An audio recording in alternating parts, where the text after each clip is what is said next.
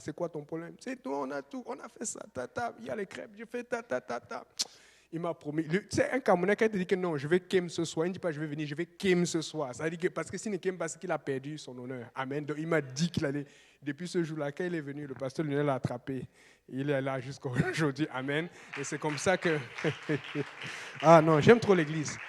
Des fois, les gens vont faire les harlequins, des romans romantiques et tout ça. C'est la fiction. C'est faux. Parce que même là, la vraie vie, la romance n'est pas là. Ils sont divorcés, ils font n'importe quoi.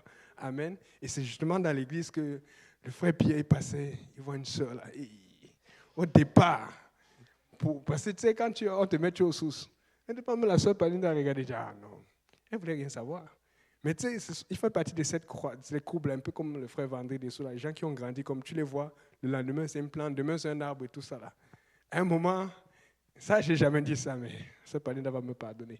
Mais un jour la Sœur Palinda, je n'ai jamais dit ça à Pierre. C'est ça que j'aime les anecdotes. Amen. Non, les gens veulent savoir c'est quoi. Mince.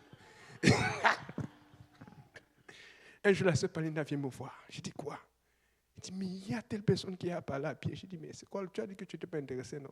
Donc, elle dit, non, pourquoi il lui parle comme ça? Donc, fait qu'à un moment, elle commence à dire, hey, le gars là, parce qu'il fallait voir que Pierre, lui, il était concentré dans les âmes.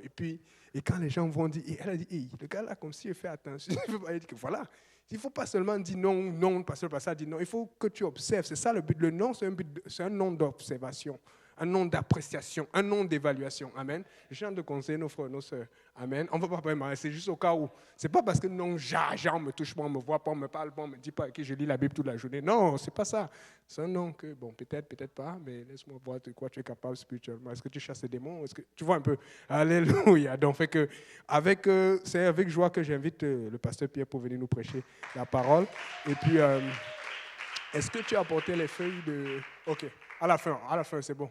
Je pense à la fin. Donc, à la fin, je vais vous parler de son voyage et tout. Donc, pasteur Pierre, prêche-nous la parole avec force.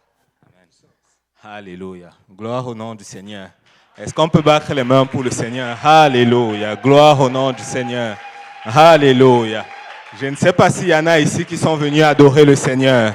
Alléluia. Alléluia.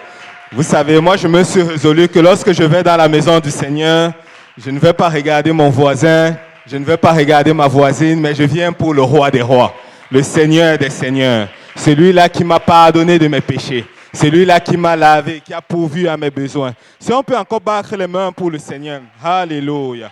Merci Seigneur, merci Seigneur, merci Seigneur.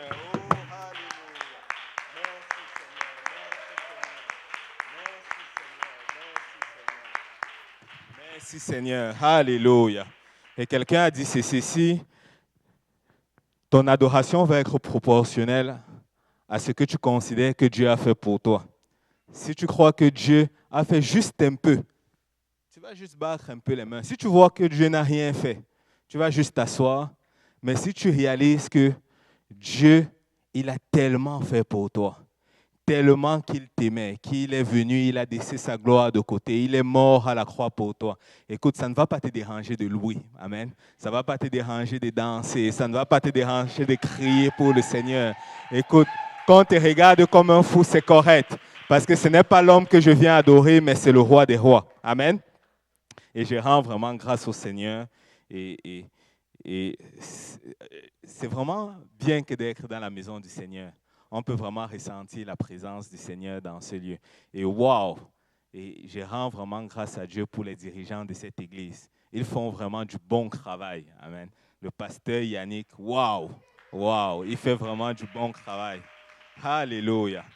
Alléluia! Vous savez, si vous n'aimez pas le pasteur Yannick, je ne sais pas.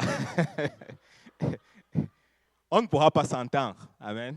Malheureusement, je ne pourrais même pas vous avoir sur mon téléphone.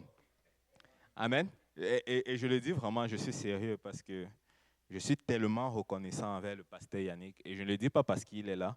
Partout où je vais, là où j'enseigne les études bibliques, et je veux vraiment le dire parce que Dieu utilise les hommes pour le salut des hommes.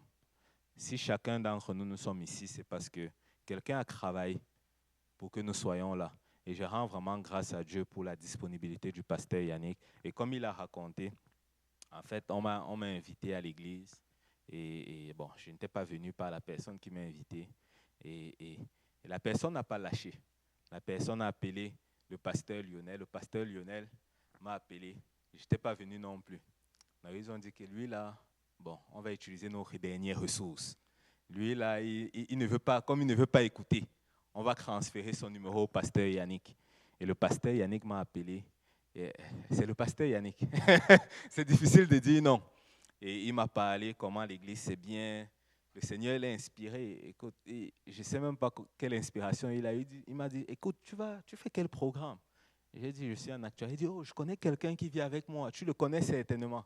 Et je connaissais la personne. Il dit, il y a les crêpes. À la fin du service, viens. Et finalement, j'étais venu et je ne suis plus jamais quitté. Et quand je suis venu, et vraiment, quand je suis venu dans le Seigneur, je ne voulais vraiment rien avoir avec le monde, rien à voir avec ce qui est mondain. Et je me suis dit une chose, je veux suivre ceux-là qui sont en feu pour le Seigneur. Et dès que le pasteur Yannick se levait, je me levais.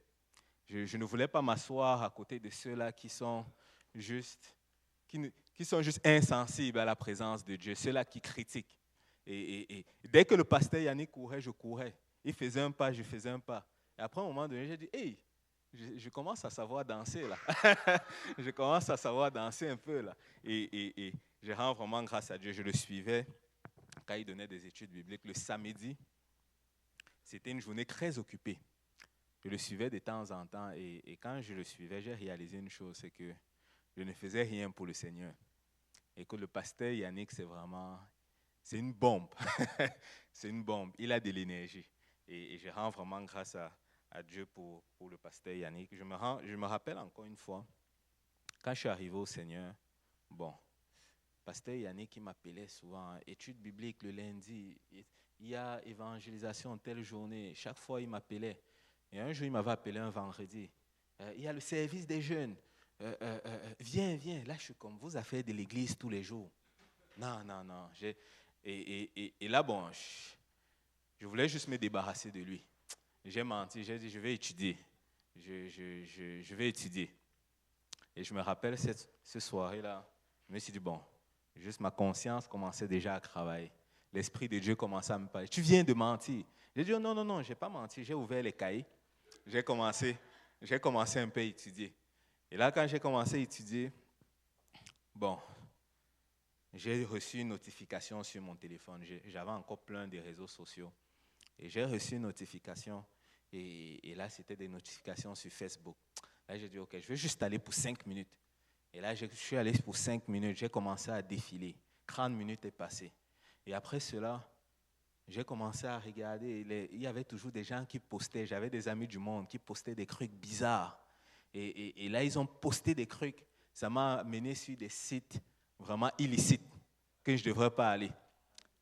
Et depuis cette journée-là, vous savez, le vendredi qui a suivi, le pasteur Yannick, quand il m'a appelé, j'ai dit non, tu n'as même pas besoin de venir me chercher. Je suis déjà en route pour aller à l'église.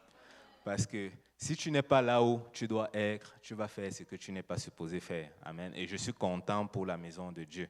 Et je rends vraiment grâce à Dieu pour l'église, ce lieu-là où on peut se retrouver pour partager. Amen. Et je rends grâce à Dieu pour le doyen, le pasteur Simplice. Alléluia. Alléluia. Merci Seigneur pour le pasteur Simplice. Amen. Alléluia. Et c'est un modèle. C'est un modèle. Et je me rappelle, quand j'allais souvent dormir chez le pasteur Yannick, souvent tard dans la nuit, tu voyais le pasteur Simplice, il était là, il était sur le sofa en train d'étudier la parole de Dieu, en train de préparer. Je dis, mais qu'est-ce que tu fais? Il dit, non, je prépare l'étude biblique. Je prépare l'étude biblique. Et j'ai beaucoup appris. Amen. On ne doit pas prendre les choses de Dieu à la légère. Et je rends vraiment grâce à Dieu pour le peuple de Hochelaga. Amen. Merci Seigneur. Je suis content de voir le bon travail, de voir la sœur Joël qui chante, le frère Van Grich qui joue à la batterie, notre sœur en arrière. Oh, ça grandit. Amen. C'est ça l'œuvre du Seigneur. C'est ça l'œuvre du Seigneur. Et content de voir vraiment tout le monde dans la maison de Dieu. Content de voir aussi la sœur Sarah. Alléluia. Alléluia. Je connais la sœur Sarah depuis, peut-être même avant plusieurs d'entre vous ici. Et je suis content de lui voir servir le Seigneur avec persévérance. Amen. Gloire au nom du Seigneur. Sans plus tarder, si on peut aller dans la parole de Dieu, dans 1 Roi chapitre 18. 1 Roi chapitre 18, c'est quand même une longue lecture. On va lire 9 versets.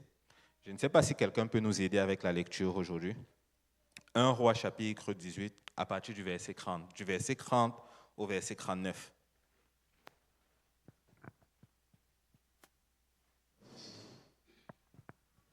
1 Roi 18, 30. Et il dit alors à tout le peuple, approchez-vous de moi. Tout le peuple s'approcha de lui. Et Élie rétablit l'autel de l'Éternel qui avait été renversé. Il prit 12 pierres d'après le nombre des tribus des fils de Jacob, auxquelles l'Éternel avait dit, Israël sera ton nom. Et il bâtit avec ces pierres un autel au nom de l'Éternel. Il fit autour de l'autel un fossé de la capacité de 2 mesures de semences. Il arrangea le bois, coupa le taureau par morceaux et le plaça sur le bois. Puis il dit, remplissez d'eau 4 cruches et versez-les sur l'holocauste et sur le bois.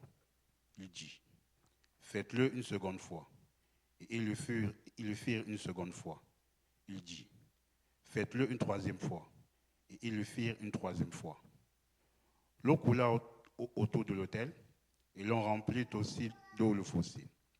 Au moment de la présentation de l'offrande, Élie, le prophète, s'avança et dit, Éternel, Dieu d'Abraham, d'Isaac et d'Israël, que l'on sache aujourd'hui que tu es Dieu en Israël, que je suis ton serviteur et que j'ai fait toutes ces choses par ta parole. Réponds-moi, Éternel, réponds-moi, afin que ce peuple reconnaisse que c'est toi, Éternel, qui es Dieu, et que c'est toi qui ramènes leur cœur. Et le feu de l'Éternel tomba, et il consuma l'holocauste, le bois, les pierres et la terre, et il absorba l'eau qui était dans le fossé. Quand tout le peuple vit cela, ils tombèrent sur leur visage et dirent, c'est l'Éternel qui est Dieu. C'est l'Éternel qui est Dieu. Amen. Amen. Et le passage que nous venons de voir, en fait, c'est un passage qui nous est familier. Et c'est une période sombre de l'histoire d'Israël où le peuple s'était éloigné loin de la face de l'Éternel. Et tu vois de nulle part apparaître Élie le Tishbite. Et il dit, il n'y aura point de pluie. Et quelque temps après, pendant 3 ans et demi, pas de pluie, sécheresse totale, famine totale. Et on cherchait Élie partout pour le faire mourir, pour avoir déclaré cela et que cela soit arrivé tel qu'il a dit. Et des années après, le Seigneur dit à Élie, va te présenter devant le peuple. Et Élie se présente devant le peuple et c'est là que nous voyons cette histoire. Et aujourd'hui, avec l'aide du Seigneur, je veux prêcher sur ce message. Nous bâtissons et Dieu envoie le feu. Amen. Pasteur Yannick, s'il te plaît, si tu peux.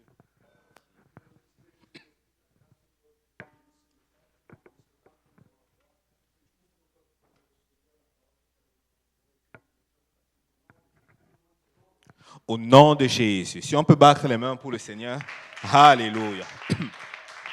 Alléluia. Gloire au nom du Seigneur. Et ce message, en fait, le Seigneur me l'a donné il y a de cela 3 semaines ou 2 à peu près. C'était vraiment lorsqu'on était en train de préparer le concert au Cégep Marie-Victorin. Et lorsqu'on préparait le concert, on avait vraiment eu beaucoup d'opposition. On avait eu l'opposition de la part de la direction qui voulait renverser ce concert, qui ne voulait même plus qu'il y ait une étude biblique, qui ne voulait rien savoir. On a eu l'opposition vraiment dans toutes ses formes. On a vraiment eu l'opposition dans toutes ses formes. Et le Seigneur nous a parlé. Et le Seigneur nous a dit ceci, que votre part dans cette histoire, c'est de faire juste ce que vous devez faire. Si vous faites ce que vous devez faire, moi, de mon côté, je vais faire ce que vous ne pouvez pas faire. Alors, on ne s'est pas découragé. On a continué à prier. On a continué à donner les invitations. On a continué à se préparer, à pratiquer. Mais le jour du concert, il y avait à peu près 100 personnes. 2 personnes ont reçu le Saint-Esprit. Et la semaine, 1 personne de plus a reçu le Saint-Esprit. Et l'étude biblique a juste explosé. Et je voulais juste encourager quelqu'un aujourd'hui. Ta responsabilité, ce n'est pas de faire le travail de Dieu. Ta responsabilité, ce n'est pas de comprendre comment Dieu fait le miracle, comment il va procéder. Notre responsabilité, c'est juste de faire ce que nous devons faire. Amen. Si nous faisons ce que nous devons faire, Dieu va faire ce que nous ne pouvons pas faire. Et dans l'histoire que nous venons de voir aujourd'hui, on te parle vraiment d'Élie. Élie se présente devant le peuple. Et c'était de la responsabilité d'Élie d'entendre de la part de Dieu. Et Élie a entendu de la part de Dieu. Il a entendu, va voir Akab. C'était de la responsabilité d'Élie de convoquer le roi, de demander à ce que tout le peuple soit là. Le peuple était réuni. Les prophètes de Baal étaient là. C'était de la responsabilité d'Élie de lancer un défi au peuple. Il a prêché. Il a dit, jusqu'à quand clocherez-vous des 2 côtés? Regardez, je vous lance un défi. Il a lancé le défi aux prophètes de Baal. C'était de la responsabilité d'Élie de ramasser des pierres. Il a ramassé 12 pierres et il a bâti un autel. C'était de la responsabilité d'Élie de creuser tout autour de l'autel. Il a creusé à peu près, quand tu fais les calculs, 14 ligres. 14 ligres de profondeur. C'était de la responsabilité d'Élie de demander à ce que l'eau soit versée tout autour. C'était de la responsabilité d'Élie de prendre le sacrifice, de l'immoler, de le déposer sur l'autel. C'était de la responsabilité d'Élie de prier. Et une fois qu'Élie a fait tout ce qu'il devait faire, Dieu a fait tomber le feu. Dieu a fait tomber le feu qu'Élie ne pouvait faire. Et je viens juste encourager quelqu'un aujourd'hui. Ta responsabilité, c'est juste de faire ce que Dieu te dit de faire. C'est juste de faire ce que Dieu dit dans la parole. Si tu fais ce que tu dois faire, laisse-moi te dire que Dieu va faire ce que tu ne peux pas faire. Dieu va faire ce qu'un homme ne peut faire. Dieu va faire ce qu'un politicien ne peut faire. Dieu va amener le réveil. Amen. Et quand tu regardes cette histoire, tu vois en fait que Élie, il a fait 4 choses importantes. 4 choses qui sont vraiment cruciales pour que le feu tombe. 4 choses qui sont vraiment impératives, qui ne sont pas négociables. La première des choses, c'est que Élie, il a entendu de la part de Dieu. Il ne s'est pas juste levé un bon matin, que hey, moi je vais aller voir Akab, je vais demander à ce qu'on convoque tous les prophètes de Baal. Écoute, il risquait de mourir. Il a dû entendre d'abord de la part du Seigneur. Amen.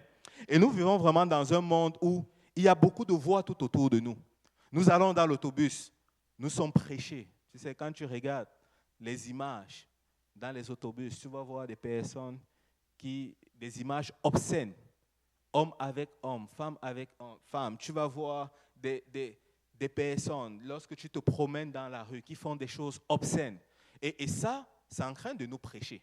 Ce sont des voix qui résonnent dans nos crânes.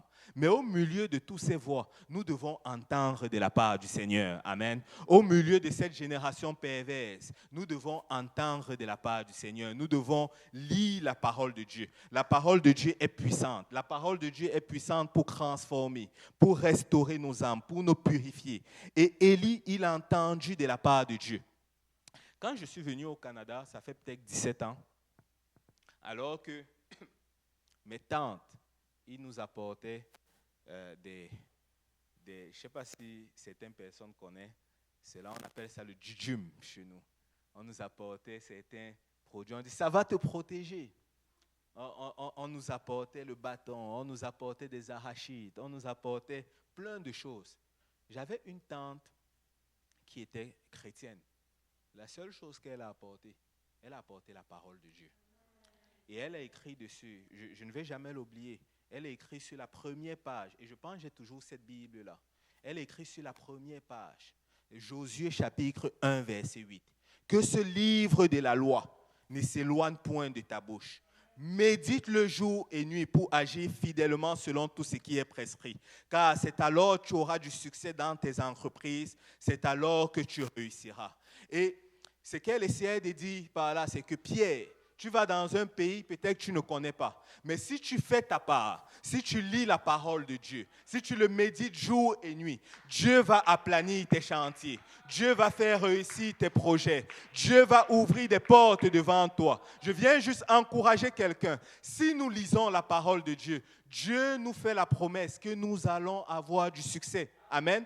Et ici, il parle à Josué. Josué, c'était vraiment lui que Dieu avait désigné pour entrer dans la terre promise. Et Josué, il venait de perdre Moïse, son dirigeant. Et Josué, il regardait ce que le peuple avait fait à son dirigeant. Et j'imagine, Josué était vraiment tremblant. Josué, il se demandait, est-ce que je vais y arriver? Et là, le Seigneur vient parler à Josué. Il dit que ce livre de la loi ne s'éloigne point de ta bouche. Josué, ce que tu as besoin de faire pour avoir de la réussite, ce que tu as besoin de faire pour avoir du succès, pour vaincre, pour conquérir cette terre promise, là où il y a des géants, des Cananéens, des Éviens, des Ébusiens, tous les siens qu'il y a sur la face de la terre, tout ce que tu as besoin, c'est que ce livre de la loi ne s'éloigne point de ta bouche. Médite-le jour et nuit. Médite-le jour et nuit. Médite-le jour et nuit. Peut-être que ce n'est plus un message populaire, mais méditons la parole jour et nuit. Si tu le médites jour et nuit, laisse-moi te dire que tu vas agir selon ce qui est écrit. Amen. Quand tu regardes l'une des plus grandes calamités dans les livres historiques, quand on parle des livres historiques, on te parle de 1 roi, 2 rois, 1 chronique, 2 chroniques, ainsi de suite. Tu vois en fait que Dieu avait demandé au roi qu'une copie de la loi lui soit faite. Le roi devait le lire chaque jour de sa vie. Et quand tu regardes, tu vois en fait que le roi David, il lisait la parole de Dieu. Salomon, il était rendu trop sage. Il a délaissé les Écritures de côté. Mais plus tard, tu vois en fait que les rois n'avaient plus la parole de Dieu. C'était vraiment délaissé. Jusqu'à ce qu'un jour, sur le temps de Josias, on te dit en fait que alors que Josias a demandé à ce que la maison de Dieu soit réparée, finalement, on a trouvé quelque part, égaré, c'était Shaphan, il a trouvé le livre de la loi, avec rempli de poussière. Et là, il a amené ce livre-là à Josias. Et Josias a commencé à le lire. Quand il a lu, la Bible dit qu'il a déchiré ses vêtements, il a dit « Waouh, grand est la colère de Dieu » parce que nous nous sommes éloignés largement de ce livre. Et tu réalises en fait que pourquoi le peuple, la nation d'Israël est tombée bas, parce qu'il ne lisait plus le livre de la loi. Amen. Méditons le jour et nuit. Et il y a cette histoire-là qui me vient en tête. C'était un jeune étudiant qui, c'était un immigrant.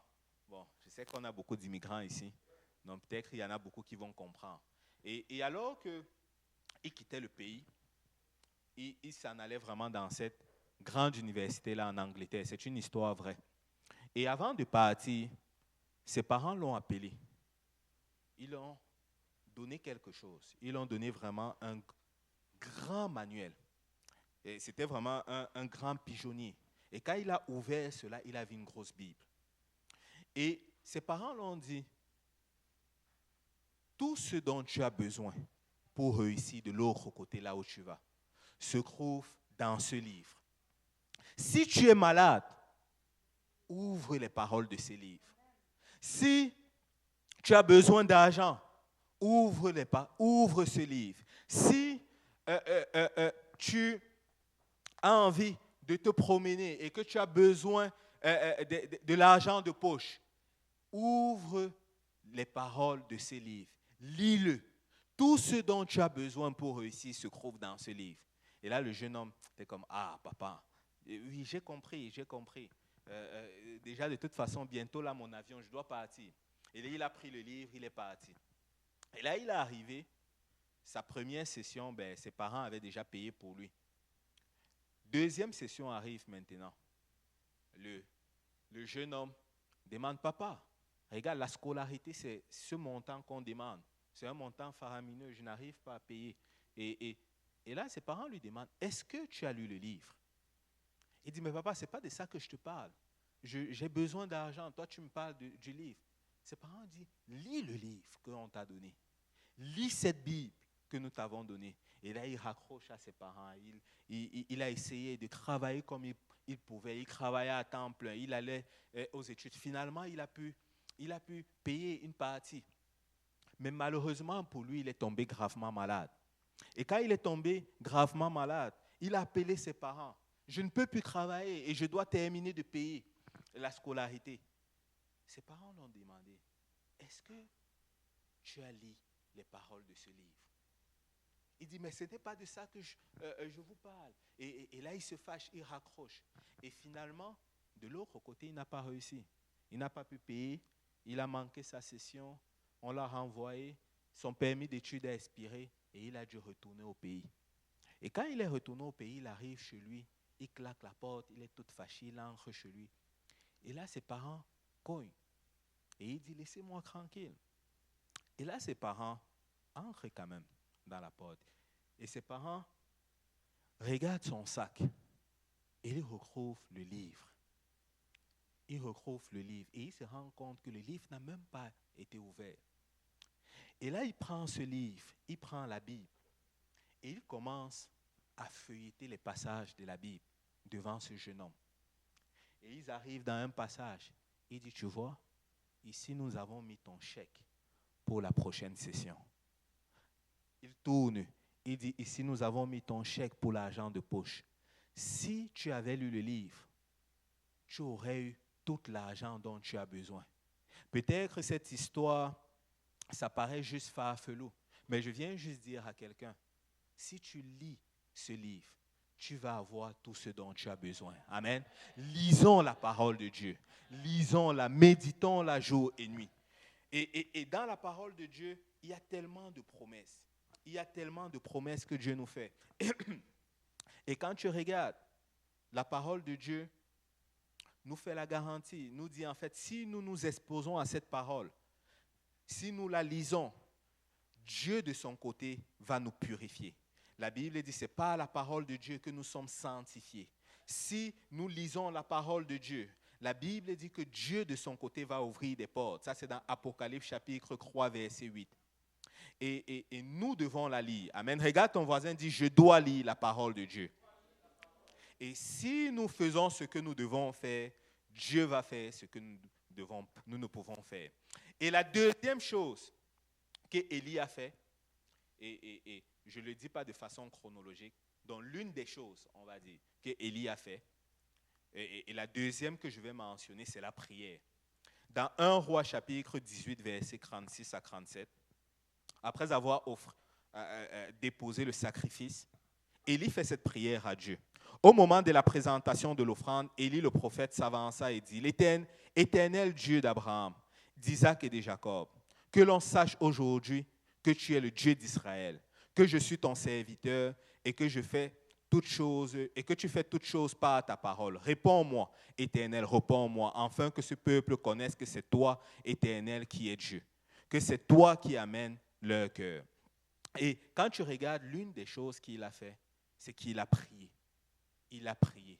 La prière est puissante. La prière fonctionne. Et j'aime vraiment cette parole que le pasteur Graham dit toujours. Plus de prière, plus de puissance. Si nous prions, Dieu va faire sa part. Amen. Quand tu regardes dans la parole de Dieu, Dieu nous fait la promesse que si nous prions, il va nous préserver de la tentation. Dans Matthieu chapitre 26, Jésus dit à ses disciples, vous n'avez même pas pu prier 1 heure avec moi. Veillez et priez, car l'esprit est bien disposé, mais la chair est faible. Veillez et priez afin de ne point succomber à la tentation. Amen. Si nous prions, si nous faisons ce que nous devons faire, Dieu va nous préserver de la tentation. Amen. Si nous prions, Dieu fait la promesse qu'il va garder notre cœur dans la paix. Dieu ne nous a jamais promis qu'il va nous exempter des problèmes. Si tu es sur cette terre, il va avoir des problèmes. Il va avoir des situations difficiles. Mais la Bible dit dans Philippiens chapitre 4 que si nous prions, la paix de Dieu va garder nos cœurs et nos pensées à Jésus-Christ. Au milieu des situations difficiles, tu vas juste avoir la paix, la quiétude, sachant que Dieu est au contrôle. Il va prendre soin de cette situation. Et Dieu fait la promesse dans 2 Chroniques chapitre 7, verset 14. Si mon peuple sur qui est invoqué mon nom s'humilie, prie, que quelqu'un dise, c'est ma responsabilité. C'est notre responsabilité. S'humilie, prie, cherche ma face. S'il se détourne de ses mauvaises voies, regardez ce qu'il dit par la suite. Lui, Dieu, exaucera des cieux, pardonnera son péché et guérira son pays. Si nous voulons voir le réveil, ça va prendre que nous prions. Amen. Si nous faisons cela, Dieu de son côté va faire ce que nous ne pouvons faire. Je me rappelle, il y a une sœur à l'église de Saint-Michel qui avait rétrogradé. Et les jeunes de l'église, ils se sont décidés, les jeunes de l'église de Saint-Michel, ils se sont décidés que chaque matin, à 6 heures, nous allons nous lever et nous allons intercéder pour cette sœur. Nous allons intercéder pour elle, nous allons prier pour elle jusqu'à ce que nous la voyions revenir. Et ils ont prié, et ils ont prié, et ils ont prié. Du jour au lendemain, la sœur appelle l'une d'eux et dit, oh vraiment, je me suis écarté, j'aimerais revenir à l'église. Et aujourd'hui, la sœur est revenue. Aujourd'hui, la sœur vit pour Dieu. Et je viens juste encourager quelqu'un, qu'importe la situation dans laquelle tu traverses, si tu mets ça en prière, Dieu va faire le reste. Amen. Si nous prions pour les âmes perdues, Dieu va les amener. Amen. Dieu va les amener. Et la troisième chose, l'une des choses que Élie a fait, c'est qu'il a fait le sacrifice. Il a tué un animal, il l'a déposé sur l'autel et il a découpé cet animal-là et il l'a mis sur cet autel. Et j'ai un peu un problème avec cette chanson-là. Souvent, j'évite même de le chanter. Tu envoies le feu, je t'apporte le sacrifice. Bon, j'ai un problème avec cela. Amen. Parce que quand tu regardes dans la Bible, ce n'est pas que Dieu a d'abord fait tomber le feu avant que Élie ne dépose le sacrifice. Parce que Dieu ne fait pas tomber son feu sur un autel vide.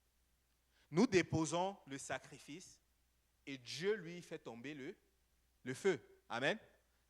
Je crois plutôt qu'on devait dire, j'apporte le sacrifice et tu envoies le feu. Amen. Et parce que Élie, il a dû déposer le sacrifice sur l'autel. Et Dieu a fait ce qu'Élie ne pouvait faire. Il a fait tomber le feu du ciel. Quand tu regardes dans la parole de Dieu, tu vois que Dieu honore le sacrifice.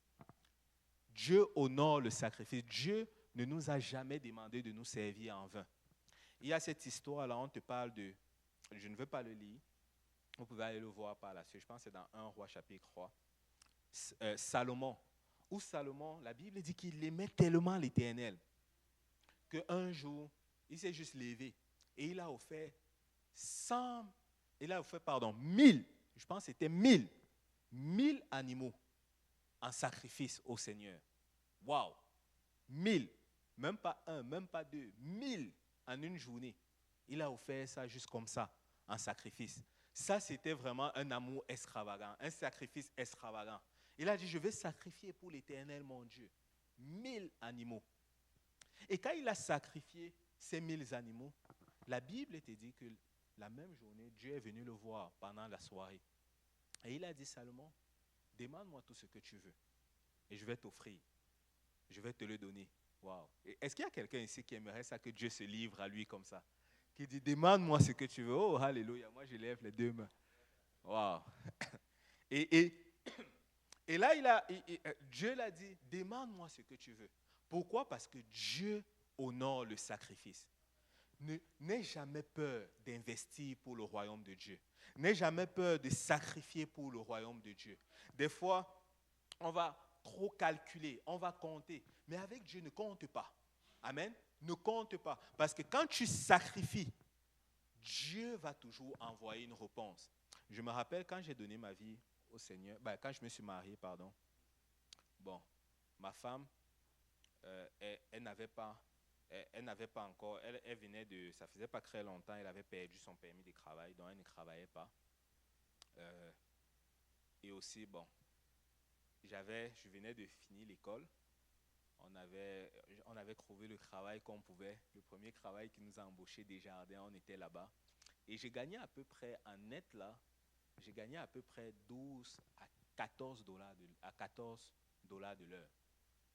Donc on était, moi, mon épouse, et après cela, il y a eu Shaili, notre petite fille qui est venue. Et c'était vraiment chaud financièrement. Mais je peux vous dire une chose. Au milieu de tout cela, on a toujours été fidèles dans nos dîmes et nos offrandes. On a toujours été fidèles dans l'œuvre de Dieu. S'il fallait contribuer pour telle cause, on allait tout faire pour toujours mettre un peu. S'il fallait contribuer pour la nourriture, pour le banquet, on allait tout faire pour investir. On recevait les gens à la maison plusieurs fois. Écoute, on invitait les gens, on jouait au Monopoly à la maison et on cuisinait. Mais je peux vous dire, au milieu de tous ces sacrifices que nous faisons pour le Seigneur, Dieu ne nous a jamais failli. Jamais failli. Et on a vu miracle après miracle. Je me rappelle une fois, tellement on était paumé que bon, j'avais mis, c'était le dimanche, bon, j'étais allé à gauche, à droite chercher les gens. J'avais tout dépensé l'argent qui était destiné à l'essence pour la semaine.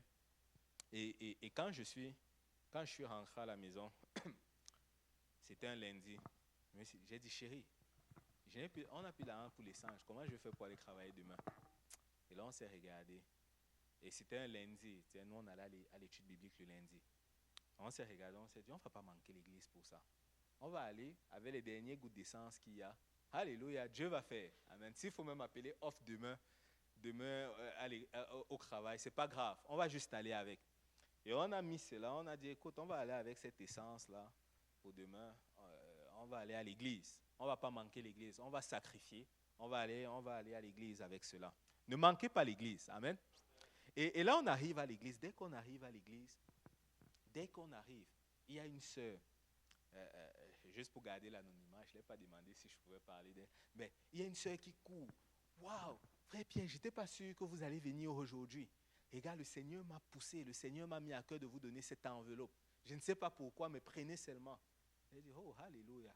Et quand j'ouvre, c'était l'argent qu'il me fallait pour le restant de la semaine, pour mettre ça. Alléluia. Parce que quand tu es fidèle, quand tu sacrifies, écoute, Dieu va toujours envoyer la provision. Amen. Et là, la quatrième chose que je veux mentionner ici, et on va terminer par cela, c'est que Élie, il a prêché au peuple.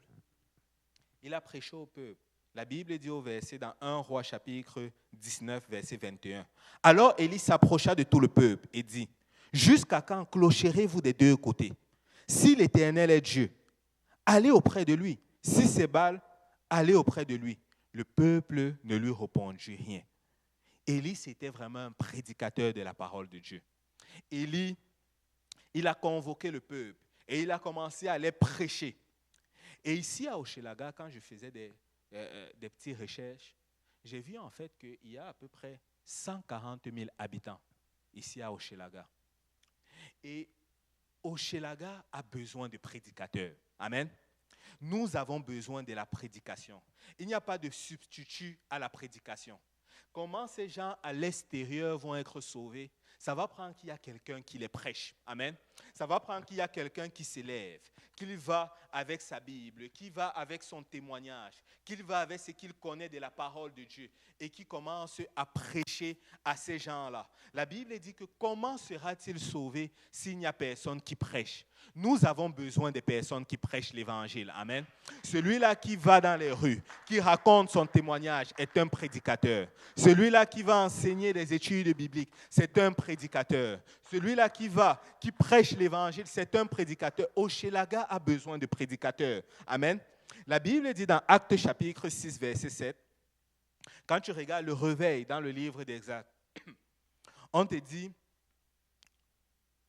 la parole de Dieu se répandait de plus en plus et le nombre des disciples augmenta à Jérusalem. Et une grande foule de sacrificateurs obéissait à la foi. Et la Bible dit que plus la parole de Dieu se répandait, plus le nombre des disciples augmenta. Si nous répandons la parole de Dieu, Dieu va sauver des âmes. Dieu va confirmer sa parole. Dieu va attirer, Dieu va toucher des cœurs. Et Hochelaga a besoin de plus de prédicateurs. Amen. C'est bien que nous prions. C'est bien que nous sacrifions. C'est bien que nous lisons la parole de Dieu. Mais c'est également important que nous allons dans les rues pour annoncer la bonne nouvelle. Parce que si nous n'annonçons pas la bonne nouvelle, ils ne pourront être sauvés. Et je me rappelle toujours ce passage. Ça, c'est dans Marc chapitre 16, verset 15. Et c'est un passage qui m'a beaucoup touché. Et ça m'a vraiment beaucoup parlé, ça m'a beaucoup édifié. Et j'ai vraiment vu la main de Dieu opérer au travers de ce passage. Et dans Marc chapitre 16, verset 15, ça c'est Jésus qui donne le commandement. Puis il leur dit, allez par tout le monde et prêchez la bonne nouvelle à toute la création. Et ce commandement-là, ce n'était pas juste donné au pasteur Yannick, à la sœur Sarah, à papa Simplice. C'est donné à chacun d'entre nous. Amen.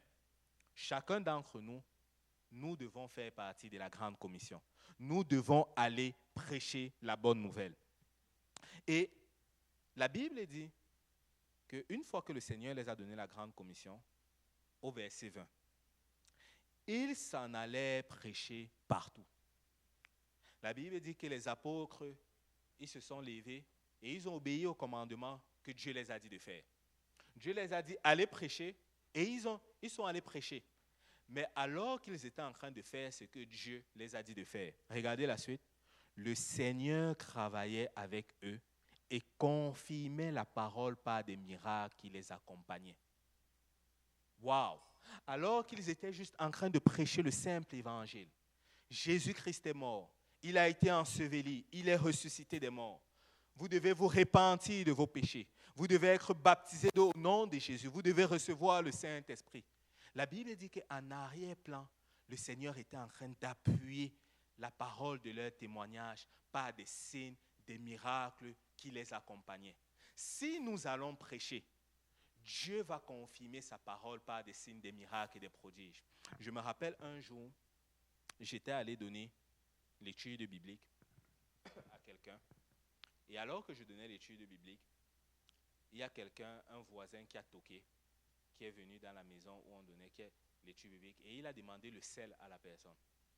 On s'est dit, ça, c'est pas un hasard. On a dit, oui, on a du sel, mais attends, on a aussi la parole de Dieu, on est en train de faire l'étude biblique, peut-être que tu peux écouter un peu. Et là, quand il est venu, on s'est concentré sur l'évangile. On a commencé à prêcher l'évangile. Et pendant qu'on prêchait, il y avait une sœur qui était là, et qui était vraiment tourmentée. Ça se voyait vraiment qu'elle était émerveillée par ce qu'elle voyait. Elle regardait le jeune homme, après elle tournait le visage. Et à la fin, quand le jeune homme est sorti, la sœur fait ce témoignage. Elle dit ceci, que alors que nous étions en train de prêcher l'évangile, il y a un ange qui est apparu proche de ce jeune homme. Ce jeune homme avait des vêtements sales, tellement noirs, tellement sombres. Et au fur et à mesure qu'on prêchait l'évangile, l'ange était en train d'enlever ses vêtements sales. Au fur et à mesure qu'on prêchait, l'ange était en train de briser des liens, enlever des vêtements sales. Ça, nous ne l'avons pas vu. Tout ce que nous faisons, c'est ce que nous avons toujours fait. On prêchait le simple acte 2:38. On prêchait juste l'évangile, la mort, l'ensevelissement, la résurrection de Dieu, de Jésus-Christ. Mais alors que nous faisons ce que nous devons faire, Dieu en arrière-plan était en train de faire le miraculeux. Dieu en arrière-plan était en train de toucher ce jeune homme, était en train d'enlever ses vêtements sales. Et je viens juste encourager quelqu'un. Peut-être que tu vas aller dans les rues, tu vas commencer à prêcher l'évangile. Ça a l'air que rien ne se passe. Mais Dieu est en train de confirmer sa parole par des signes, des miracles. Dieu est en train de toucher. Dieu va travailler avec cela. Il y a un autre jeune homme, il s'appelle, je ne vais pas donner son nom, et c'est un jeune homme qu'on a rencontré il y a de cela à peu près 5 ans. On était en train d'évangéliser, encore une fois de plus. Et on a prêché l'évangile à ce jeune homme. Ce jeune homme, il a dit, écoute, non, moi je ne veux pas me faire baptiser. Je ne vois pas la nécessité. Il faut juste faire des bonnes œuvres. Et on a prêché, on a dit, écoute, on l'a donné la carte. On l'a donné la carte, on l'a dit, écoute, on croit que tu vas te faire baptiser. Et quand ça va être le cas, appelle-nous. Et le jeune homme, ça c'était en 2019. Et en 2024, au début, pendant le temps de prière, je reçois un appel inconnu. Et c'est un jeune homme qui nous appelle. Et il me dit, écoute, tu te rappelles de moi? Ça faisait longtemps, à Antique. Tu m'avais donné une carte, tu m'avais parlé du baptême. Est-ce que c'est toujours bon, vous baptisez toujours? J'ai dit que bien sûr, on peut te baptiser aujourd'hui même. On a allé le chercher, on a donné un point de rencontre. Il a été baptisé au nom de Jésus-Christ pour le pardon des péchés. Et là j'ai demandé à ce jeune homme, comment ça tu as gardé la carte? Il a dit, depuis que vous nous avez parlé, que vous m'avez parlé de l'évangile, écoute, je n'ai jamais eu de paix. J'ai commencé à faire rêve sur rêve. Rêve sur rêve. La dernière fois, j'ai rêvé comment ça, une femme me disait clairement que je ne peux pas être sauvé si je ne me fais pas baptiser. Et après ça, je me suis dit que je vais vous appeler. Et là, quand j'ai regardé, c'était au milieu de la pandémie. Et je me suis dit, peut-être vous étiez même déjà mort. Mais après ça, je me suis découragé. J'ai dit, peut-être qu'ils sont déjà morts ou l'église a fermé. Mais je n'arrêtais pas encore et encore d'avoir des visions, d'avoir des songes qui me poussaient à aller me faire baptiser. Et ce début d'année, j'ai décidé finalement d'appeler. Et laissez-moi vous dire, lorsque nous faisons ce que nous devons faire, Dieu va faire le miraculeux de l'arrière-plan. Amen. Dieu va faire le miraculeux. Et si on peut se lever tous ensemble. Et aujourd'hui, je voulais juste enlever un peu de pression à quelqu'un. Et depuis que j'ai donné ma vie à Dieu, ça fait 11 ans à peu près. Je n'ai jamais sauvé personne. Je n'ai jamais guéri personne. Tout ce que j'ai eu à faire, c'est juste de faire ce que Dieu me demande de faire. J'ai prié, j'ai évangélisé, je suis allé dans les maisons, j'ai donné des études bibliques. Mais alors que je faisais juste ce que Dieu me disait de faire, j'ai vu la main de Dieu bouger en arrière-plan. Dieu transformait des vies. Dieu touchait des cœurs. Dieu faisait le miraculeux. Et je viens juste encourager quelqu'un aussi aujourd'hui, que peut-être tu es ici, tu passes par des périodes difficiles. Tout ce que tu as besoin de faire dans cette histoire, c'est ce que Dieu te dit de faire. Continue de prier. Continue de lire la parole de Dieu. Viens finalement dans la maison de Dieu. Alors que tu fais ces choses, continue d'évangéliser. Alors que tu fais ces choses, Dieu de son côté va agir dans ta situation. Amen. Dieu de son côté va faire le miraculeux. Qu'est-ce qu'il nous faut pour le réveil ici à Hochelaga? C'est juste que nous faisons ces simples choses que Dieu nous dit de faire. Nous allons prier, nous allons lire la parole de Dieu. Nous allons intercéder, nous allons aller dans des rues évangéliser, nous allons sacrifier, donner. Mais alors que nous faisons ces simples choses, Dieu va faire de miraculeux. Dieu va ajouter à son Église. Amen. Si on peut battre les mains pour le Seigneur.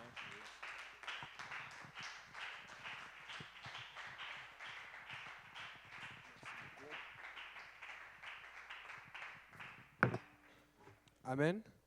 Alléluia. Vraiment, merci beaucoup, Pasteur Pierre, de nous rappeler ces choses. Et j'aime beaucoup l'anecdote qu'il a donnée là, sur la personne, le jeune gars qui avait le chèque dans la Bible. Et ça, c'est une autre histoire qui est vraie, que j'ai entendue.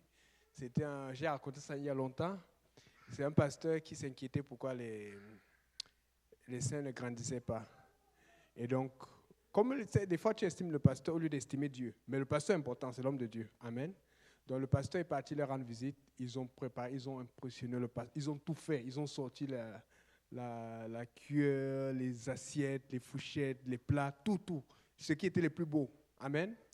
Et puis le pasteur regardait la Bible, il voit qu'il y a la poussière dessus et tout. Il dit, mais vous ne lisez pas votre Bible? Ah non, pasteur, vous devez lire la Bible, c'est important. Vous me portez de lire la Bible?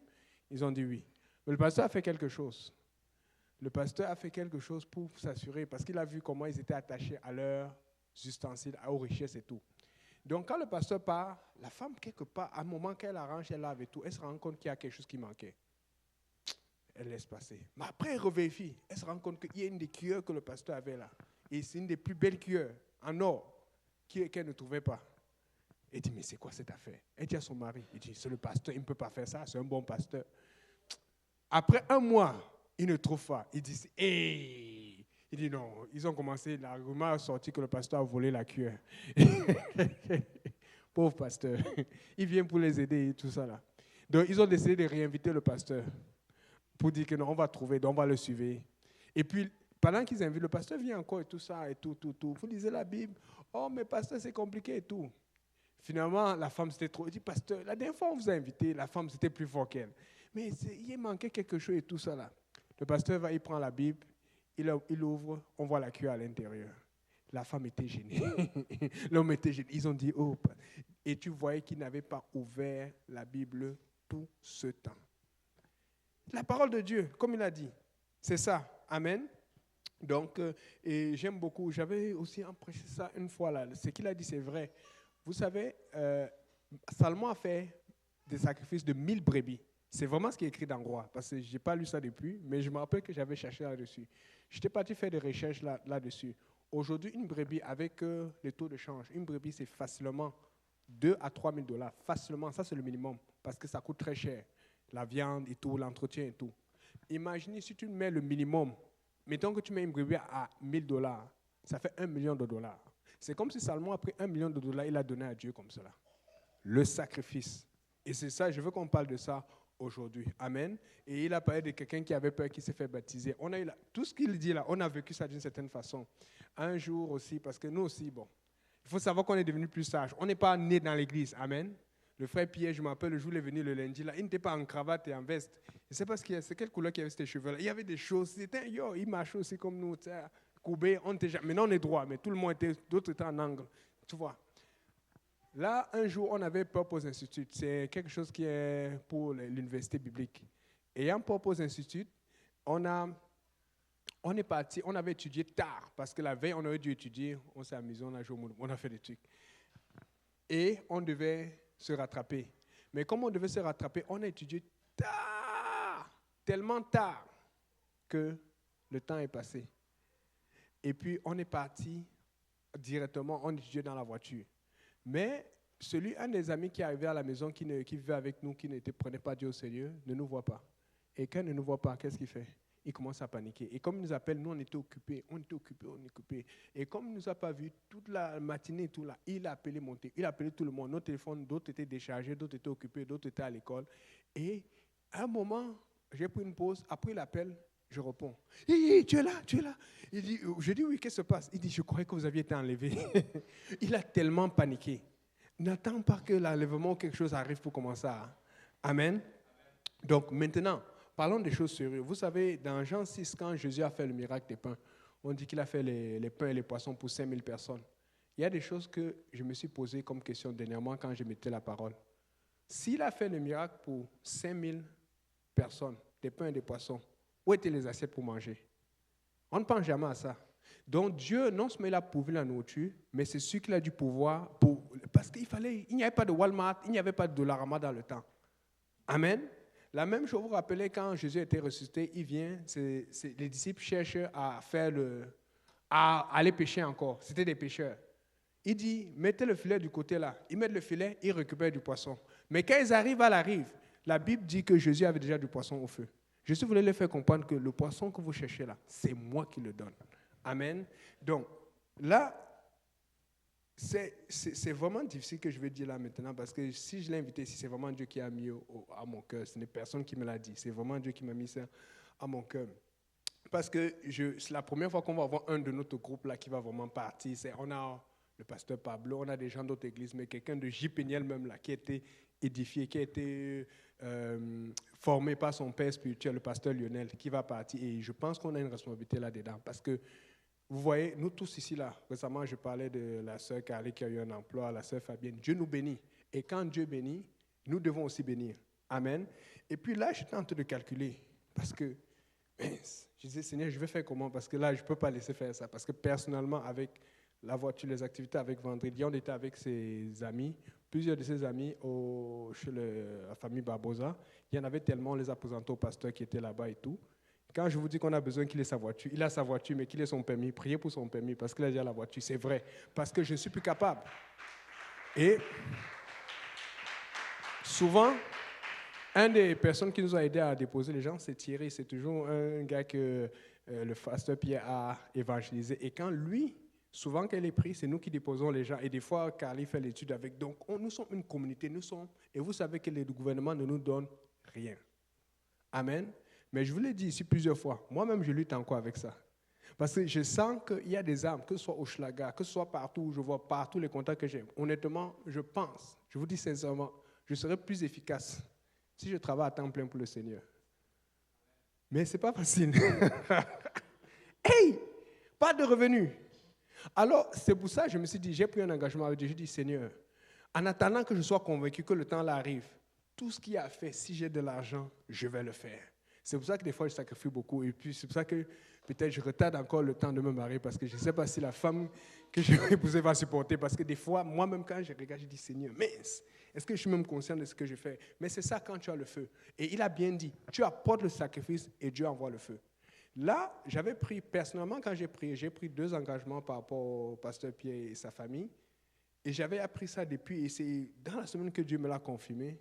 Et puis là, aujourd'hui, j'ai une bonne nouvelle. Je n'avais pas pris l'engagement pour avoir quelque chose, parce que je sais que c'est un sacrifice. Mais c'est comme si Dieu m'encourageait pour dire, OK, c'est la bonne chose à faire. Amen. Parce qu'il y a 2 choses. Je sais que ton voyage, il doit faire une levée de fonds. Ce n'est pas facile. Et je vous dis, je suis sur Facebook, je suis sur Instagram, je suis partout. Les missionnaires souffrent. Et quand on les a, on dit qu'il faut faire la députation, ce n'est pas facile. Et je ne veux pas que pour notre premier missionnaire J. Péniel, quelque chose, il faut, parce qu'on sait qu'il a un feu, il travaille, vous le voyez les vidéos, vous voyez tout ce qu'ils font à Marie-Victorin. Amen. Donc, et si peut-être ça va me donner aussi le courage, parce que si je vois qu'on prend pas soin de lui, moi je ne vais pas avoir le courage de partir quand sera mon tour. On parlait avec la sœur Fabienne parce qu'elle a fait évangélisation samedi, et puis il y a beaucoup de contacts au Schlaga, il y a beaucoup de travail à faire. Avec la sœur Sarah, en plus, juste rapporter une histoire. Il connaît la sœur Sarah. Avant, est-ce que tu la connais avant la sœur qui allait là-bas, là? Comment on appelle la sœur Linda? Ok. C'est ça au travail de Linda. Mais ce qui se passe, c'est que la sœur Linda, tu te rappelles, on l'avait rencontrée parce qu'il y a une sœur que j'avais baptisée qui s'appelait Alicia, la fille de Stéphanie. C'est elle qui allait à la maison là où la sœur Sarah avant. Mais on faisait ministère là-bas, mais on ne voyait pas la sœur Sarah. On voyait d'autres personnes. Mais pour une raison, on était occupé avec la sœur Karine. On faisait l'évangélisation à CHSLD avant qu'on nous chasse. À la pandémie, on n'a eu plus le temps. Maintenant, c'est lui qui a continué et puis a rencontré la sœur Linda, la sœur Sarah, et la sœur Alicia a commencé à aller là-bas. Parce que nous, on est là pour les âmes. On n'est pas là pour savoir tu vas ici, tu vois un peu. Donc, il y a une certaine chimie entre nous qui fait qu'on veut travailler pour le Seigneur. Et c'est ça qui fait que l'Église grandit. Amen. Donc, là, alors, je me suis dit, il faut qu'on fasse quelque chose. Maintenant, ce que toi, tu décides de sacrifier, je te dis, mets Dieu à l'épreuve. Dieu va te bénir. Amen. Est-ce que tu as Parce qu'il y a ce qu'on appelle, vous savez comment on peut supporter. Le gouvernement, quand ils vont envoyer les ministres et tout là, ils ont les rapports de dépenses et tout ça là. Chacun va prendre un. Moi personnellement, j'ai pris 2 engagements. Le premier engagement, ça a une certaine signification. Premièrement, je vais prendre une feuille. On peut commencer à donner maintenant, non? On peut commencer à donner ce mois. Et les feuilles là, il faut les remplir. Si Dieu te met un montant, tu peux le mettre. Je pense qu'il y a plusieurs, mais tu peux mettre aussi autre chose. Mais les montants qui sont écrits, c'est $50, 75, 100 et 200. Moi, à partir de ce mois, comptant à partir d'avril, moi, j'avais décidé au Seigneur, je vais commencer à mettre $100. Mais je vous promets, ces $100-là, ça ne rentrait pas dans mes calculs. J'étais déjà ici, là. Mais juste quand j'ai décidé ça, Dieu a ouvert notre porte. Mais l'autre chose que je vais faire, c'est parce que quand tu arrives au Sénégal, il faut comprendre que c'est spirituel. Il y a beaucoup de musulmans et Dieu est en train de faire un réveil parmi les musulmans. Quand tu arrives, il y a des choses que le diable te prépare et il y a des problèmes sur place. Or, moi, je vais rester en contact avec eux et avec Palinda parce qu'il y a des problèmes il faut te soutenir, il faut que tu sois concentré à aller évangéliser. Et je vous promets, Quand vous arrivez à la maison, si vous pouvez faire quelque chose aujourd'hui, commencez à le faire aujourd'hui et vous le remettez. Mais vous ne pouvez pas prier. Amen. Je vois beaucoup de gens qui prennent. C'est bon, pas à la fois. Mais il y a des problèmes qui arrivent de façon à ce que même ce que tu as investi, tu arrives sur place, tu as pitié parce qu'il y a des gens qui sont pauvres qui viennent à l'église. Il y a des gens qui souffrent qui viennent à l'église. Des fois, un missionnaire va là-bas, on le soutient ici, mais lui, il arrive là-bas pour soutenir encore d'autres personnes. Or, nous savons que JPNL est en feu. Amen. Et moi, personnellement, ce n'est pas pour ridiculiser, pour mettre ou rabaisser ce qui est fait là-bas. Moi, je sais que quand ils vont arriver là-bas, ils vont faire une différence. Et cette différence va faire qu'on aura même des gens qui vont venir nous aider ici. C'est comme ça que le pasteur Maotia avait fait avec Saint-Laurent pour Haïti. Et puis, quand c'est revenu, on a eu le pasteur, lui, qui est revenu. Maintenant, n'oubliez pas, on a beaucoup d'engagement. Je sais qu'on va s'occuper, on va faire quelque chose pour les itinérants ici, parce qu'il y a beaucoup de Québécois et de Québécoises qui dorment dans les rues à Hochelaga. On va prendre soin, on aura quelque chose pour le Sénégal, on va commencer. Après, il y a Haïti, il y a le Cameroun, il y a le Congo, il y a la Côte d'Ivoire. Amen. On a beaucoup, mais Dieu va bénir. Regardez, le pays le plus béni dans le monde. Ils vont raconter plein de choses, mais jusqu'à présent, à preuve de contraire, le pays le plus béni dans le monde, ce sont les États-Unis. Le salaire moyen aux États-Unis, c'est très élevé. Mais si tu regardes le pays qui donne le plus dans le monde pour les missions, que ce soit en Afrique, que ce soit en Europe ou partout, ce sont les États-Unis. Tu donnes, Dieu va te bénir. Je sais de quoi je parle. Aujourd'hui, à chaque année, depuis que je le sais, le Seigneur, j'ai toujours fait plus d'argent, que ce soit en salaire, que ce soit en revenu, que ce soit même en achat, les risques financiers que j'ai pris. Dieu m'a toujours soutenu. La seule chose que j'ai jamais oubliée, mets les âmes en premier. Amen. Tu mets les âmes en premier. Même des risques financiers que j'ai pris, que je devais faire faillite, Dieu m'a aidé à m'ajuster pour que je me remonte. Amen. Donc, c'est comme ça qu'on va commencer. Et puis, je vous donne, il va nous faire des nouvelles. Comment ils sont arrivés, qu'est-ce qui s'est passé. On va recevoir des photos, peut-être même des vidéos. Et puis, on va vous raconter. Mais personnellement, j'ai dit, Seigneur, je vais essayer d'être au courant des problèmes qu'il y a là-bas parce que je sais qu'il y aura des problèmes. Surtout que tu sais, je sais qu'ils seront dans un quartier sécuritaire, mais il y a souvent des choses qu'il faut faire en plus parce que les musulmans aussi, ils s'informent. Il y a certains musulmans, je parle souvent avec le pasteur Kaouzi, il y a certains musulmans, quand tu arrives là-bas, surtout pour nos missionnaires, on ne met pas les vidéos en ligne parce que il y a des pays, surtout au Burkina Faso. Au Sénégal, c'est un peu plus sécuritaire. On fait attention parce qu'ils te cherchent, ils cherchent les familles et tout ça là. On ne veut pas, bon, on sait que le Seigneur les protège, mais on veut toujours aller de l'avant. Amen. Parce que ce qu'il va faire, ça va donner sa réputation, il va le faire ailleurs. Mais on doit prendre soin. C'est comme ça que l'Église fonctionne. On se tient les coudes entre nous. C'est comme ça que l'Église fonctionne. Donc, regardez-moi, je ne suis pas encore capable. J'ai dit Seigneur, parce que quand je regarde tout ce qu'il a fait et tout, c'est bon. Mais qui va... Des fois, Randy va vous dire, des fois c'est moi qui refuse qu'il dépense pour certaines choses. Des mois, on a fait une activité parce qu'il n'a pas les moyens. Je dis, toi, tu vas évangéliser parce qu'il fait aussi l'étude à son école et tout, mais moi, je m'occupe des finances. Donc, on a beaucoup d'engagement. Je ne peux pas être là, j'ai les moyens, je ne le fais pas. Je vous l'ai dit, si tu fais des affaires de Dieu, tes affaires, Dieu va faire de tes affaires ses affaires. Je vous ai dit, qu'est-ce qui me retarde? Pourquoi j'ai peur de faire certains choix ou le mariage? C'est parce que je suis tellement pris dans les choses que j'ai dit, Seigneur, est-ce qu'on va même me comprendre quand je veux vouloir expliquer cela? Donc, ce ne sont pas les finances qui me bloquent, c'est le temps, c'est l'énergie. Parce que tu as besoin, et je parlais avec quelqu'un dernièrement, j'ai dit, c'est faire ça qui me garde en santé, parce que les gens disent que, mais, tu as quel âge? Quand je leur ai dit que j'ai 43 ans, ils ne croient pas. C'est le Seigneur, tu vas voir, le Seigneur te rend jeune. Amen. Donc, merci. Donc, on va remplir, moi, je vais remplir pour moi maintenant. On va lui remettre, on va soutenir parce qu'on veut montrer à quelqu'un que si tu décides de tout sacrifier, et je sais, il a une maison à Assomption, n'est-ce pas? À Épiphanie. Il y a hypothèque, les taxes sont augmentées, et puis dernièrement, il y avait aussi l'inondation, il avait été attaqué par l'inondation. Amen. Maintenant, comment il va payer l'hypothèque puisque il a décidé de laisser pour le Seigneur? Oui, on dit l'Église soutient. L'Église, quand elle soutient, elle ne peut pas soutenir totalement. Il y a certains niveaux. C'est nous qui faisons l'Église. C'est nous qui participons. Je vous mets au défi. Participez, je veux voir si Dieu ne va pas vous bénir. Amen. On va se lever. On va prier pour que Dieu mette quelque chose dans notre cœur et qu'on ne les oublie pas. Ce n'est pas juste financièrement, mais c'est aussi avec la prière. Vous allez prier pour eux. Et puis au fur et à mesure que Dieu va vous bénir, je veux que les gens viennent donner des témoignages. Amen. Prions Dieu. Seigneur Jésus, Papa, tu es en train d'envoyer tes enfants pour une mission, Seigneur, que tu as dessinée depuis longtemps. Nous prions que tu les fortifies, que tu les bénisses, Seigneur. Nous prions, Seigneur, que tu nous pousses, Seigneur, à faire ta volonté, à marcher dans tes voies, à faire avancer ton œuvre, Seigneur. Éternel, tu es saint, tu es Dieu, tu es tout-puissant, tu es digne de louange, tu es digne d'adoration. Papa, soutiens-les, prépare-les, Seigneur, fasse qu'ils puissent vraiment avoir ce budget le plus rapidement possible, qu'ils puissent aller sans aucune peur, aucune crainte, Seigneur, qu'ils reviennent, Seigneur, avec l'hypothèque payée, avec les factures payées, Seigneur, sans être stressés par tous ces soucis difficiles, ces difficultés que tous les missionnaires vivent à travers le monde. Fortifie-nous, purifie-nous et bénis-nous au nom de Jésus. Amen.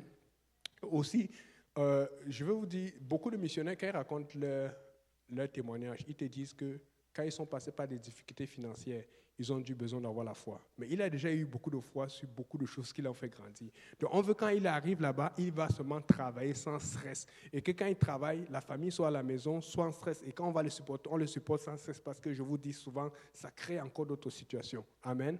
Amen. Est-ce qu'on peut parler même pour le Seigneur? Alléluia. Donc on va juste, Seigneur, Pasteur Simplice, si tu peux juste prier pour bénir le repas et la fraternité, et puis on va vous libérer. Désolé d'avoir été un peu long. Amen. Et si vous ne pouvez pas commencer à bâtir, dites même le mois prochain ou dans 2 mois, je ne sais pas. Faites ce que Dieu vous met à cœur. Amen, amen. Amen. Amen. On va profiter en même temps pour prier. Amen.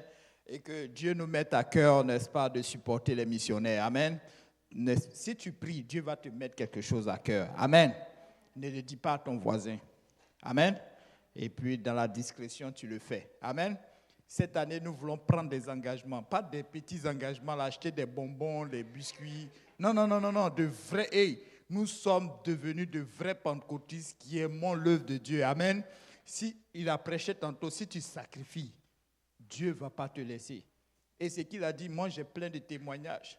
Si vous voyez que je suis encore vivant, c'est parce que quelque part, tu tends la main et Dieu fait de grandes choses en arrière. Je disais même à une sœur, il n'y a pas longtemps, Dieu a fait quelque chose là. Cette année-là, je suis même moi-même tombé par terre. Si tu sacrifies, comme je le dis, ne fais pas des sacrifices en vain. Il y a des gens qui courent derrière les autobus, qui courent derrière... Ça, c'est des choses en vain. Amen. Fais de bons sacrifices. Casse ton compte pour l'œuvre de Dieu. Amen. Donc, prions sincèrement et Dieu va nous mettre quelque chose à cœur et donne dans la discrétion. Amen. Prions le Seigneur ensemble. Papa, nous te bénissons. Nous te remercions pour ta parole. Nous te remercions aussi pour l'homme que tu as envoyé, éternel Dieu de gloire, nous parler sincèrement, Seigneur. Nous croyons que, Seigneur, c'est toi qui l'envoies, Seigneur Jésus, qui sont beaux ces pieds qui annoncent l'évangile, Seigneur Jésus. Papa, nous te remercions, Papa, pour le sacrifice, Papa, que tu as fait, éternel Dieu de gloire, à la croix. Nous te remercions, Seigneur Jésus, pour l'œuvre que tu as accomplie, Papa, en chacun de nous, Seigneur. Je prie maintenant, Seigneur, éternel Dieu de gloire, que tu ouvres nos cœurs, Seigneur, que tu mets, éternel Dieu de gloire, Papa, ce montant dans nos cœurs, Seigneur Jésus, afin que nous puissions le donner, Seigneur, sans que, Seigneur, ça puisse, éternel Dieu de gloire, nous effrayer, nous faire peur ou que nous inquiétons après, éternel Dieu Tout-Puissant. Papa, que nous le donnons avec un cœur ouvert, Seigneur Jésus, éternel, parce que c'est toi à qui nous donnons, éternel Dieu Tout-Puissant. Je te bénis, je te rends grâce, Seigneur. Bénis, sanctifie la fraternité que nous allons avoir tantôt. Que, Seigneur, tu sois dans nos conversations. Souviens-toi de tous ceux qui vont rentrer chez eux, Seigneur. Accompagne-les, Seigneur. Que la prochaine fois, Seigneur, nous soyons encore plus nombreux. Souviens-toi de tous ceux qui nous regardent en ligne, Seigneur, qui aussi ont décidé, Seigneur, éternel Dieu de gloire, de donner, Seigneur, que rien n'entrave, Papa, à ce geste, Seigneur Jésus, mais que c'est toi, éternel Dieu de gloire, qui sois glorifié dans tout ça et que toute gloire te revienne. Que le peuple de Dieu dise au nom de Jésus. Au nom de Jésus, est-ce qu'on peut acclamer le Seigneur? Le Seigneur est digne d'adoration.